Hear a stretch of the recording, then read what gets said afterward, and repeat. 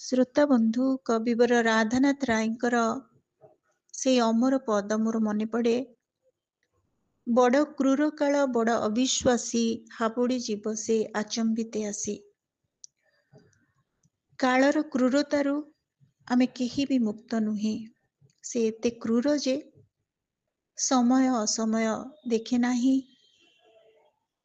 ଇଚ୍ଛା ଅନିଚ୍ଛା ବୁଝେ ନାହିଁ, ଆବଶ୍ୟକତା ଅନାବଶ୍ୟକତାକୁ ଅନୁଭବ କରିପାରେ ନାହିଁ। ଏଇ ମାତ୍ର 10 ଦିନ ତଳେ ଭାରତୀୟ କାବ୍ୟ ସାହିତ୍ୟ ଏବଂ ଆଧୁନିକ ଓଡ଼ିଆ କବିତା ରାଜ୍ୟ ହରେଇଛି ତାର ପ୍ରିୟ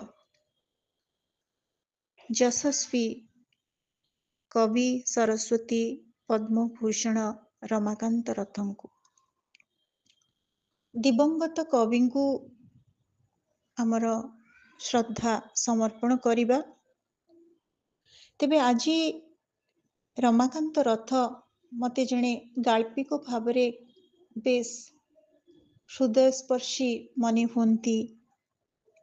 ତାଙ୍କର ଏକମାତ୍ର ଗଳ୍ପ ପୁସ୍ତକ ମେଘ ଓ ଅନ୍ୟାନ୍ୟ ଗଳ୍ପର ଏକ ସୁନ୍ଦର ଗପ ଦୂରରୁ ଦୂରରୁ, ଯାହା ସମ୍ବାଦରେ ଏଇ 2 ଦିନ ତଳେ ବାହାରିଥିଲା। ଆଜି ତାକୁ ହିଁ ଆପଣମାନଙ୍କ ଉଦ୍ଦେଶ୍ୟରେ ମୁଁ ଉପସ୍ଥାପନ କରୁଛି। ଆଜି କବି ରମାକାନ୍ତ ରଥଙ୍କ ଏକାଦଶାହରେ ଆମ ତରଫରୁ କବିଙ୍କ ପ୍ରତି ଶ୍ରଦ୍ଧା ଏବଂ ଆନ୍ତରିକ ଭକ୍ତି ସୁମନ। ଗପଟି ଏମିତି। ଗପଟିର ଶୀର୍ଷକ ଆଉଥରେ ଦୂରରୁ ଦୂରରୁ, କଥାକାର ରମାକାନ୍ତ ରଥ। ଉପେନ୍ଦ୍ର ଓ ମୁଁ ପିଲାଦିନରୁ ସାଙ୍ଗ। ଏକା ସ୍କୁଲରେ ଏକା କଲେଜରେ ପଢ଼ିଛୁ, ପ୍ରାୟ ଏକା ସାଙ୍ଗରେ ଚାକିରି କଲୁ, ଏକା ସହରରେ ରହିଲୁ। ମୁଁ ନିଜେ ତିଆରି ଥିବା ଘରେ, ସେ ଭଡ଼ା ଘରେ। ଉପେନ୍ଦ୍ରର ଚାକିରି ସେହି ସହରରେ, ମୋର ଟିକିଏ ଦୂର ଜାଗାରେ, କିନ୍ତୁ ମୁଁ ଛୁଟିରେ ଆସିଲେ ଅନେକ ସମୟ ତା ସହିତ କଟାଏ। ପ୍ରାୟତଃ ତା ଘରେ ହିଁ ଆମର ଦେଖା ହେଉଥିଲା। ଯେହେତୁ ଉପେନ୍ଦ୍ର ଅବିବାହିତ ରହିଗଲା, କାହାର ପାଟିତୁଣ୍ଡ ନଥିଲା। ବେଳେବେଳେ ଆମେ ହ୍ୱିସ୍କି ପିଇବାକୁ ବସିଲେ ନାଲି ଆଖି ଦେଖାଇବାକୁ କି ମୁହଁ ମୋଡ଼ିବାକୁ କେହି ନଥିଲେ। ବେଶୀ ଗପୁଥିଲି ମୁଁ, କାରଣ ଉପେନ୍ଦ୍ର ଉଦାସ ପ୍ରକୃତିର ଥିଲା। ବକ୍ ବକ୍ ହେବା ତାର ଅଭ୍ୟାସ ନଥିଲା। ମୁଁ ପାଖରେ ନଥିଲା ବେଳେ ଉପେନ୍ଦ୍ର ସମୟ କାଟୁଥିଲା କିପରି? ପୂଜା ପାଠ, ବହି ପଢ଼ା, ବଗିଚା କାମରେ ତାର ଆଗ୍ରହ ନଥିଲା। ନିଜ ସହିତ ଏତେବେଳେ ସେ ରହିପାରେ କେଜାଣି କିପରି? ଟିକିଏ ଏକୁଟିଆ ହୋଇଗଲେ ମୋତେ ଅଡ଼ୁଆ ଲାଗେ। ନିଜ ପାଖରେ ରହିବାକୁ ଡର ମାଡ଼େ। ମୁଁ ଜାଣେ ଯେ ନିଜେ ନିଜ ବିରୁଦ୍ଧରେ ଯେଉଁ ଯେଉଁ ଅଭିଯୋଗ କରିବି, ତାର କୈଫିୟତ ମୋ ପାଖରେ ନାହିଁ। ପାଖରେ ଅନ୍ୟମାନେ ଥିଲେ ଅଭିଯୋଗକାରୀ ଚୁପ୍ ହେଇଯିବ, ଅଭିଯୋଗ କଲେ ବି ମୋତେ ଶୁଭିବନି। ତେଣୁ ମୁଁ ପାରୁ ପର୍ଯ୍ୟନ୍ତ ଅନ୍ୟମାନଙ୍କ ଗହଣରେ ରହୁଥିଲି। ଉପେନ୍ଦ୍ରର ଜୀବନ ତାହେଲେ ଏତେ ନିର୍ମଳ ଯେ ତାକୁ ନିଜଠାରୁ ଅଭିଯୋଗ ଶୁଣିବାକୁ ପଡ଼େ ନାହିଁ। ପଡ଼ୁ ନଥିବାରୁ ବାରଣ୍ଡାର ଗୋଟିଏ କୋଣରେ ଚୌକି ଉପରେ ବସି ଓ ଆକାଶକୁ ଚାହିଁ ସେ ଘଣ୍ଟା ଘଣ୍ଟା ବିତାଇ ଦେଇପାରେ। ନିର୍ମଳ ନା ଛେନାଗୁଡ଼? ଉପେନ୍ଦ୍ର ତ ମୋତେ ନିଜେ କହିଛି ତାର ଚାକିରିର 2 ବର୍ଷ ପରେ ଘଟିଥିବା ଘଟଣା। ସେ ଥରେ ରେଳରେ ରାଉରକେଲା ଯାଉଥିଲା। ବାଟରେ ରେଳ ଦୁର୍ଘଟଣାରେ କେତେଟା ଡବା ଓଲଟି ପଡ଼ିଲା। ଅନେକେ ଖଣ୍ଡିଆ ଖାବରା ହେଲେ। ଗୁରୁତର ଭାବେ ଆହତ ହୋଇଥିବା ଲୋକଙ୍କ ଭିତରେ ପ୍ରାୟ 25 ବର୍ଷର ଯୁବତୀଟିଏ ଥିଲା। ଉପେନ୍ଦ୍ର ଆଦୌ ଆହତ ହୋଇନଥିଲା। ଉଦ୍ଧାରକାରୀ ଦଳକୁ ସାଧ୍ୟ ମତେ ସାହାଯ୍ୟ କରିଥିଲା। ସେ ଝିଅଟି ସଂଜ୍ଞାହୀନ ହୋଇପଡ଼ିଥିଲା। ତା ସାଙ୍ଗରେ କେହି ନଥିଲେ। ଉପେନ୍ଦ୍ର ତା ସାଙ୍ଗରେ ଡାକ୍ତରଖାନା ଗଲା। ସେଠାରେ 5-6 ଦିନ ରହିଲା। ଯୁବତୀ ଜଣକ ଯାହାଙ୍କର ଟେଲିଫୋନ ନମ୍ବର ଦେଲା, ତାଙ୍କୁ ଟେଲିଫୋନ କଲା। ସେ ପହଞ୍ଚିବା ପରେ ଉପେନ୍ଦ୍ର ଜାଣିଲା ଯେ ଆସିଥିବା ଲୋକଟି ଯୁବତୀଟିର ସ୍ୱାମୀ। ସେ ଉପେନ୍ଦ୍ରକୁ ବହୁତ କୃତଜ୍ଞତା ଜଣାଇଲା। ଉପେନ୍ଦ୍ର ତାଙ୍କଠାରୁ ବିଦାୟ ନେଇ ଚାଲି ଆସିଲା। ଏ ଘଟଣାର ବିବରଣୀ ଉପେନ୍ଦ୍ର ଖୁବ୍ ସାଧାରଣ ଭାବେ ଦେଇଥିଲା, କିନ୍ତୁ ମୁଁ ଅନୁମାନ କରିଥିଲି ଯେ ବିଦାୟ ନେଲାବେଳେ ସେ ସହଜରେ ବିଦାୟ ନେଇପାରି ନଥିବ। ଯେଉଁ ଅଚିହ୍ନା ଲୋକର ଶୁଶ୍ରୂଷା 5 ଦିନ ନ ଖାଇ ନ ଶୋଇ କରାଯାଏ, ସେ କ'ଣ ଅଚିହ୍ନା ହୋଇ ରହିଯାଏ? ତା ପାଖରୁ ଚାଲି ଆସିଲା ବେଳେ କିଏ ପଛରୁ ଓଟାରୁଥିବା ପରି କ'ଣ ଲାଗୁନଥିବ? ତା ଛଡ଼ା ଉପେନ୍ଦ୍ର ବିଭା ନ ହୋଇ ରହିଗଲା କାହିଁକି? ଘର ଖଣ୍ଡେ କଲା ନାହିଁ କାହିଁକି?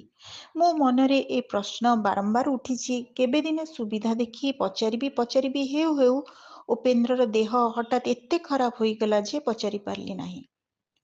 ସେ ଘଟଣାର ଅଳ୍ପ କେତେ ଦିନ ପରେ ଦିନେ ସନ୍ଧ୍ୟାବେଳେ ଉପେନ୍ଦ୍ରର ଛାତିରେ ଖୁବ୍ କଷ୍ଟ ହେଲା। ସେ ଅଣନିଶ୍ୱାସୀ ହୋଇ ପଡ଼ିଲା। ମୁଁ ସେତେବେଳେ ଛୁଟିରେ ଆସିଥିଲି। ତାକୁ ଡାକ୍ତରଖାନା ନେଲି। ହୃଦରୋଗ ବୋଲି ଜଣାପଡ଼ିବା ପରେ ତାକୁ ଗୋଟିଏ ସ୍ୱତନ୍ତ୍ର କୋଠରୀରେ ରଖାଗଲା ଓ ନିଦ ଇଞ୍ଜେକ୍ସନ ଦେଇ ଶୁଆଇ ଦିଆଗଲା।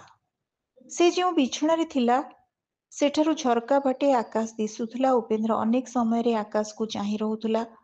କେତେ ଥର ତା ଗାଲ ଉପରେ ଲୁହ ବୋହିଯିବା ମୁଁ ଦେଖିଛି। କାହିଁକି କାନ୍ଦୁଛୁ ବୋଲି ପଚାରିଥାନ୍ତି ଯେ କଥାବାର୍ତ୍ତା କରିବାକୁ ଡାକ୍ତର ମନା କରିଥିଲେ। ଅନେକ ସମୟରେ ମୁଁ କୋଠରୀ ବାହାରେ ପଡ଼ିଥିବା ବେଞ୍ଚରେ ବସି ରହୁଥିଲି। ମୁଁ ଘରକୁ ଗଲେ ଉପେନ୍ଦ୍ରର ସାନ ଭାଇ, ଯାହାକୁ ମୁଁ ଖବର ଦେଇଥିଲି, ଡାକ୍ତରଖାନାରେ ରହୁଥିଲା। ଥରେ ଦେଖିଲି ଜଣେ ନର୍ସ ଆସିବା ପରେ ଉପେନ୍ଦ୍ର ଖୁବ୍ ଆଶ୍ଚର୍ଯ୍ୟ ହୋଇଗଲା ପରି ତାକୁ ଚାହିଁଲା। ସେ ବି ଉପେନ୍ଦ୍ରକୁ ଦେଖି ଚମକି ପଡ଼ିଲା ପରି ଦିଶିଲେ। ତାକୁ ଇଞ୍ଜେକ୍ସନ ଦେଲାବେଳେ ତାଙ୍କ ହାତ ଥରିଥିବାରୁ ସେ ଆଉ ଜଣେ ଆସିଛନ୍ତି ତାଙ୍କୁ ଇଞ୍ଜେକ୍ସନ ଦେଲାବେଳେ ତାଙ୍କ ହାତ ଥରିବାରୁ ସେ ଆଉ ଜଣେ ନର୍ସକୁ ଡାକି ଇଞ୍ଜେକ୍ସନ ଦେବାକୁ କହିଲେ। ତାପରେ ମୁଁ ଥିଲାବେଳେ ଯେତେଥର ସେ ଉପେନ୍ଦ୍ରର ବିଛଣା ପାଖକୁ ଆସିଛନ୍ତି, ଉପେନ୍ଦ୍ର ବଡ଼ ବଡ଼ ଆଖିରେ ତାଙ୍କୁ ଚାହିଁ ରହିଥିଲା।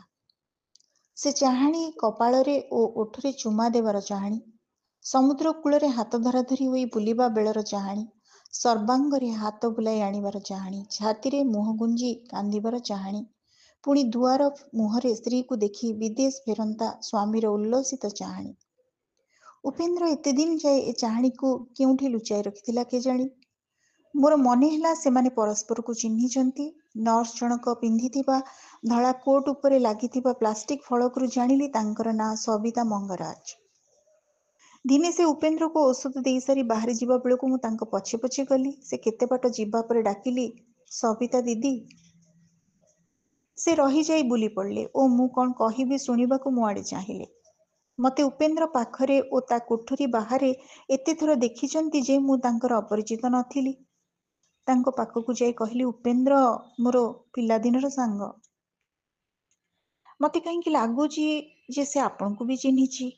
ଆପଣ କ'ଣ ତାକୁ ଚିହ୍ନିଛନ୍ତି? ସବିତା ଦିଦି ମୋ ଆଡ଼କୁ ଟିକେ ଚାହିଁ ମୁହଁ ତଳକୁ କଲେ, କହିଲେ, ହଁ ଚିହ୍ନିଛି। ତେବେ ଏବେ ମୋର ଡ୍ୟୁଟି ଅଛି, ଆଉ ପ୍ରାୟ 1.5 ଘଣ୍ଟା ପରେ ମୁଁ ନିଜେ ଆସିବି। ସେ ଆସିଲେ, ବେଞ୍ଚରେ ମୋ ପାଖରେ ବସିଲେ। ସେ ଯାହା କହିଲେ ସେଥିରୁ ଜାଣିଲି ଯେ ରେଳ ଦୁର୍ଘଟଣାରେ ଆହତ ହୋଇଥିବା ଯୁବତୀ ଜଣକ ସବିତା ଦେଖିବାକୁ ଖୁବ୍ ସୁନ୍ଦର। ଖାଲି ଯାହା କପାଳରେ ଠାଏ କଟା ଦାଗଟିଏ ଥିଲା, ବୋଧହୁଏ ଦୁର୍ଘଟଣା ବେଳେ ହୋଇଥିବା କ୍ଷତର ଚିହ୍ନ। ଉପେନ୍ଦ୍ର ସଂକ୍ଷେପରେ ଯାହା କହିଥିଲା ସେ ତାହା ହିଁ କହିଲେ, ଟିକେ ବିଶଦ ଭାବରେ। ଜଣେ ବିଲକୁଲ ଅପରିଚିତ ଲୋକକୁ ଉପେନ୍ଦ୍ରଙ୍କ ପରି ସାହାଯ୍ୟ କେତେ ଜଣ କରନ୍ତି? ସେ ପରେ ଜାଣିଲେ ଯେ ତାଙ୍କର ଚେତା ବୁଡ଼ିଯିବା ପରେ ଉପେନ୍ଦ୍ର ତାଙ୍କ ମୁହଁରେ ପାଣି ଛାଟି ଚେତା ଫେରାଇବାକୁ ଚେଷ୍ଟା କରିଥିଲେ।